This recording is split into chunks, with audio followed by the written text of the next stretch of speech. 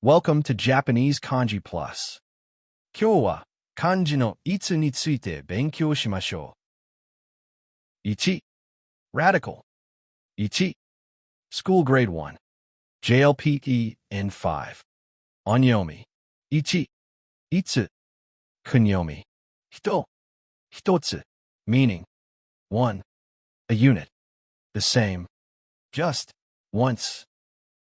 Keywords with onyomi and kunyomi usage. 1番 the first, the best.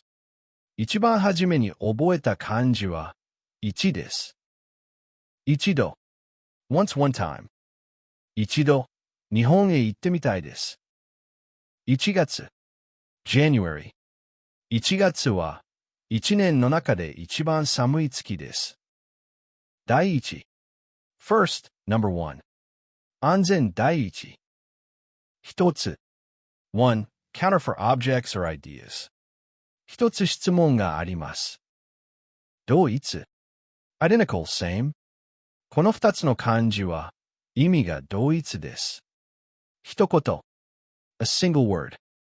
一言お願いします。Keywords with special pronunciation. 1日 first of the month. 1月1日は休みです。一人 one person. 一人で日本へ来た